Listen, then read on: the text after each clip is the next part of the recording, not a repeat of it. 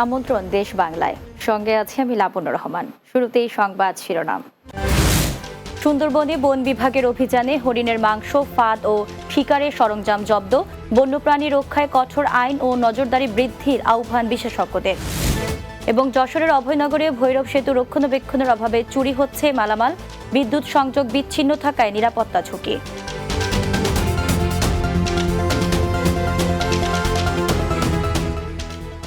শুনছিলেন শিরোনাম, এবারে বিস্তারিত। বন্যপ্রাণী সুরক্ষায় সুন্দরবনে টানা ৩ মাসে নিষেধাজ্ঞা চলছে।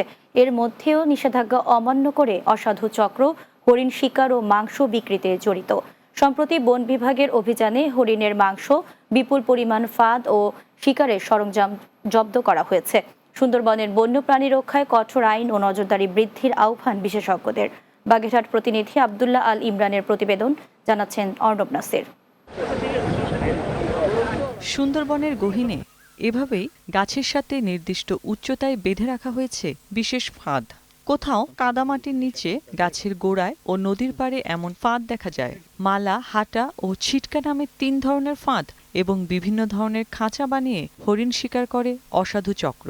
শরণখোলা স্মার্ট পেট্রোল টিম ১ সুন্দরবনের ভেতরে প্রবেশ করে হরিণ শিকার এবং মাংস পাচার করা হয় বিভিন্ন এলাকায়। বিভিন্ন এলাকা থেকে আসে আমাদের এই সুন্দরবনে ঢুকে চোরা শিকারীরা বিভিন্ন পর্যায়ে হরিণ শিকার করে। মধু ভাঙতে গেলে ফান পাতা পাওয়া যায়, কোনো কোনো সময় হরিণ মরিয়া বাজিয়া ওখানে থাকিয়ে যায়। খেসা বানাইয়াও মনে করেন হরিণ সংগ্রহ করে, মানে খেসা আটকাই রাখে, তারপরে ট্রলারে ওরা নিয়ে যায়। সুন্দরবনের হরিণ শিকারীদের নিশ্চিহ্ন করতে বিশেষ অভিযান শুরু করেছে বন বিভাগ। সম্প্রতি অভিযানে ৩,০০০ ফাঁদ উদ্ধার এবং ৫৩টি ট্রলার ও নৌকা জব্দ করা হয়। এছাড়া ৮৪ কেজি হরিণের মাংস, হরিণের ৬টি মাথা উদ্ধার করে বন বিভাগ। অনেক গোয়েন্দা সংস্থার তথ্য নিয়ে আমরা কিন্তু ১৫০ জনের তালিকা করেছি যারা পেশাদার হরিণ শিকার। কিন্তু আমরা প্রায় ৩,৫০০ হরিণের ফাঁদ পেয়েছি। ফাঁদের সাথে হরিণ আটকে আছে, ফাঁদে এরকমও পেয়েছি, আমরা সেটি ছাড়িয়ে দিয়েছি। সুন্দরবনের হরিণ রক্ষায় নিয়মিত অভিযানের পাশাপাশি বন আইন সংশোধন এবং বন অপরাধীদের উপর নজরদারি বৃদ্ধির দাবি জানিয়েছে বিশেষজ্ঞরা। বনের যে আইনটা আছে সেটা হচ্ছে ১৯২৭ সালের ব্রিটিশ আমলের আইন। এই আইনকে যুগোপযোগী করতে হবে এবং যারা ওই অন্যায়ের সাথে যুক্ত আছে তাদেরকে কঠোর শাস্তির আওতায় আনতে হবে। গেল ২ মাসে সুন্দরবন পূর্ব বন বিভাগের চাঁদপাই ও শরণখোলা রেঞ্জের বিভিন্ন এলাকায় ৮৬টি অভিযানে ৩৪ জনকে আটক ও ৫৪টি মামলা করা হয়। News desk, Bangla TV. রংপুরে যৌথ বাহিনীর অভিযানে ইয়াবা সহ আশিকুর রহমান হেলাল নামে একজনকে গ্রেফতার করা হয়েছে। উপজেলার ১৩ নম্বর রামনাথপুর ইউনিয়নের মাদারহাট বাজার এলাকায় নিজ বাড়ি থেকে তাকে আটক করা হয়। এ সময় তার কাছ থেকে ইয়াবা ট্যাবলেট, গাঁজা, ২টি মোবাইল ফোন ও ইয়াবা সেবনের সরঞ্জাম উদ্ধার করা হয়। পীরগঞ্জ থানার ওসি শফিকুল ইসলাম জানান, আসামির বিরুদ্ধে মামলা করা হয়েছে। জাতীয় মৎস্য সপ্তাহ উপলক্ষে নোয়াখালীর বেগমগঞ্জে র্যালি ও মাছের পোনা অবমুক্ত করা হয়েছে। চৌমুহনী পৌরসভার দক্ষিণ পাশের সরকারি দিঘিতে মাছের পোনা অবমুক্ত করেন বেগমগঞ্জ উপজেলা নির্বাহী অফিসার আরিফুর রহমান। এ সময় উপজেলা সিনিয়র মৎস্য কর্মকর্তা মাসুমা আক্তার সহ অনেকে উপস্থিত ছিলেন। প্রসঙ্গত, ১৮ই আগস্ট থেকে আগামী ২৪শে আগস্ট পর্যন্ত সারা দেশের ন্যায় বেগমগঞ্জেও জাতীয় মৎস্য সপ্তাহ উদযাপন করা হচ্ছে। যশোরের অভয়নগরে শত কোটি টাকার নির্মিত হয় ভৈরব সেতু। বর্তমানে বিদ্যুৎ সংযোগবিহীন থাকায় বেড়েছে চুরি, ছিনতাই সহ ছোট বড় দুর্ঘটনা। রক্ষণাবেক্ষণ ও তদারকি না থাকায় চুরি হচ্ছে মালামালও। নওয়াপাড়া জোনাল অফিস বলছে সেতুটির বিদ্যুৎ বিল বকেয়া রয়েছে। অপরদিকে বকেয়া বিদ্যুৎ বিল পরিশোধ হলে সেতুর দায়িত্ব নেওয়ার কথা বলছেন নওয়াপাড়া পৌরসভা কর্তৃপক্ষ। যশোরের অভয়নগর থেকে জসিমউদ্দিন বাচ্চুর প্রতিবেদন, বিস্তারিত জানাচ্ছেন সুরাইয়া সীমা। যশোরের অভয়নগর উপজেলার ভৈরব সেতু ১৬টি পিয়ার বিশিষ্ট ৭০২.৫৫ মিটার দৈর্ঘ্যের এই সেতু নির্মাণে ব্যয় হয়েছে প্রায় ১০০ কোটি টাকা। সেতুটির শুরু থেকে শেষ পর্যন্ত রয়েছে ৬০টি সড়কবাতি। ৪ ইউনিয়নের একমাত্র যোগাযোগ সেতু আছে এই ভৈরব পরের সেতু। সরঞ্জাম মাল ছিল, সেগুলো সব চোরেরা চুরি করে নিয়ে চলে গেছে। অবহেলিত থাকার কারণে।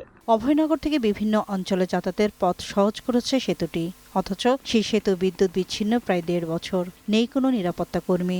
সন্ধ্যার পর ঝুঁকি নিয়ে যানবাহন ও পথচারীদের চলাচল করতে হয়। সেতু নিরাপত্তা ও সড়কপথে সচল করার দাবি এলাকাবাসী ও যানবাহন চালকদের। অন্ধকারে এসে এক মোটরসাইকেল এই জায়গায় মারি দিয়েছে। প্রশাসনের দৃষ্টি আকর্ষণ করছে এই লাইটগুলো যেন অতি দ্রুত সংস্কার করে। উপজেলার প্রকৌশলী জানিয়েছেন, তদারকি ও রক্ষণাবেক্ষণ বিষয়ে নওয়াপাড়া পৌর কর্তৃপক্ষের সঙ্গে কথা চলছে। বিভিন্ন সময় চিঠি দিয়েছি আমার ডিপার্টমেন্টকে, বিদ্যুৎ পরিষদে করে এই বিষয়টা লাইট সিস্টেম এবং নিরাপত্তার বিষয়টি অবহিত করেছি। নওয়াপাড়া জোনাল অফিস বলছে, ভৈরব সেতুর বিদ্যুৎ বিল বকেয়া প্রায় ৩ লাখ টাকা। অপরদিকে নওয়াপাড়া পৌরসভার প্রশাসক জানান, বকেয়া বিদ্যুৎ বিল পরিশোধ হলে সেতু সড়কপথের কাজ করা হবে।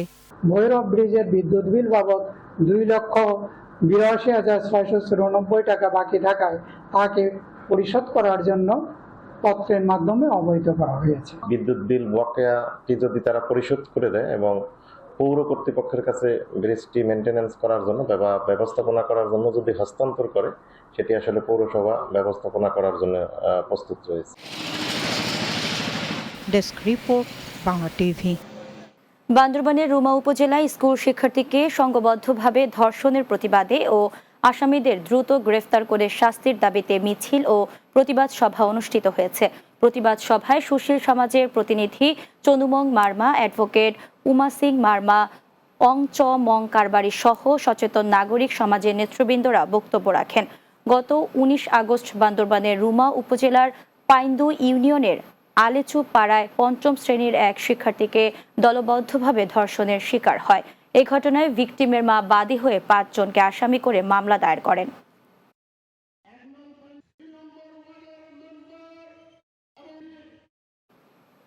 দেশ বাংলায় নিচ্ছি বিরতি। ফিরে এসে অন্যান্য সংবাদের সাথে আরও যা থাকছে।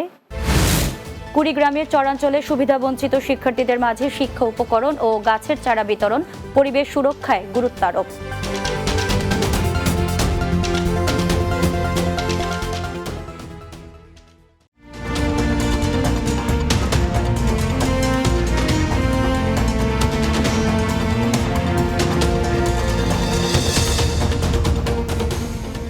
বিরতির পর দেশ বাংলায় স্বাগত আরও একবার। কুড়িগ্রামের চরাঞ্চলে সুবিধাবঞ্চিত শিক্ষার্থীদের মাঝে শিক্ষা উপকরণ ও গাছের চারা বিতরণ করা হয়েছে। গুড নেইবার্স বাংলাদেশের উদ্যোগে সদর উপজেলার যাত্রাপুর ইউনিয়ন পরিষদ চত্বরে কর্মসূচির উদ্বোধন করেন উপজেলা শিক্ষা অফিসার NM শরীফুল ইসলাম। এ সময় ১৪০০ শিক্ষার্থীর মাঝে ৫টি খাতা, ৬টি করে কলম ও আপৎকালীন সময়ে লেখাপড়ার সহায়তা হিসাবে ১টি করে সুপারি, 2টি করে আম ও 1টি করে লিচু চারা বিতরণ করা হয়।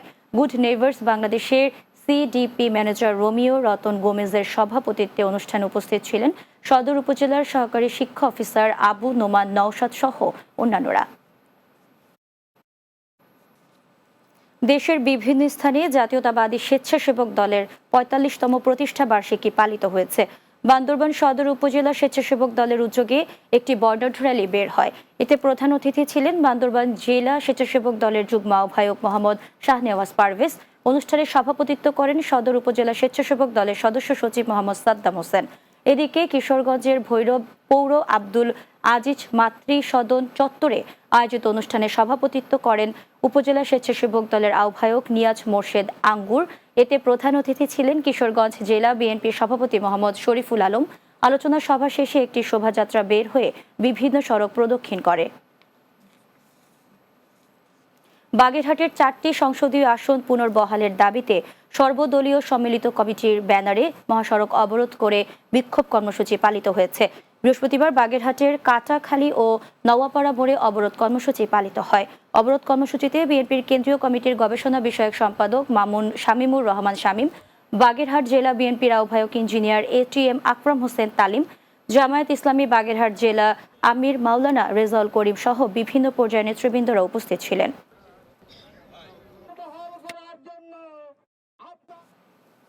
পটুয়াখালী বাস টার্মিনালে যাত্রীদের দুর্ভোগ লাঘব ও সড়ক সংস্কারের দাবিতে মানববন্ধন করেছে আমার বাংলাদেশ পার্টি পটুয়াখালী জেলা শাখা। জেলা শহরের বাস টার্মিনাল এলাকায় এই কর্মসূচি অনুষ্ঠিত হয়। মানববন্ধনে বক্তারা বলেন, টার্মিনাল এলাকায় পানি জমে যাত্রীরা প্রতিনিয়ত ভোগান্তির শিকার হচ্ছে। রাস্তার ভাঙাচোরা অংশ দিয়ে যানবাহন চলাচলে ঘটছে দুর্ঘটনা, অথচ বছরের পর বছর ধরে সড়ক সংস্কারের কোনো উদ্যোগ নেওয়া হচ্ছে না।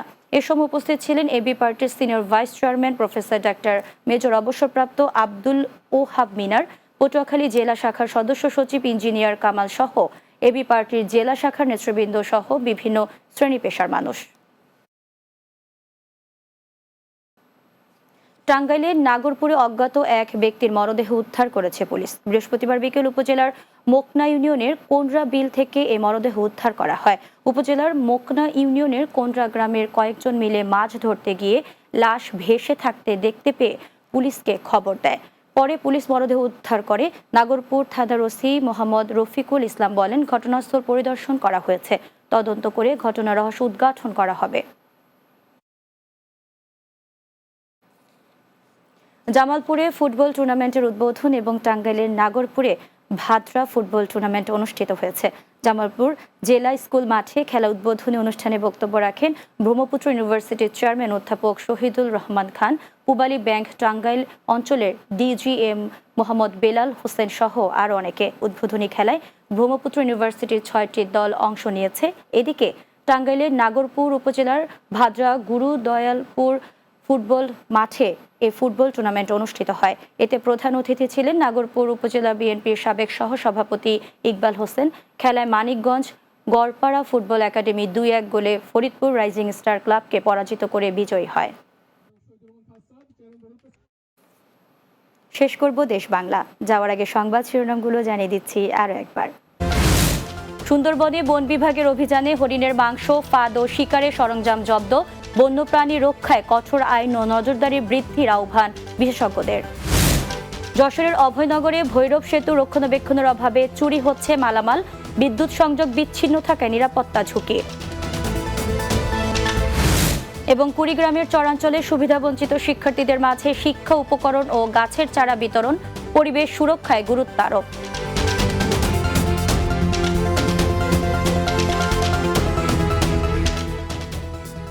এই ছিল দেশ বাংলায়। আমাদের পরবর্তী সংবাদ বিকেল 4:30 দিনের বাংলা দেখার আমন্ত্রণ রইল। এতক্ষণ সঙ্গে থাকার জন্য ধন্যবাদ সবাইকে।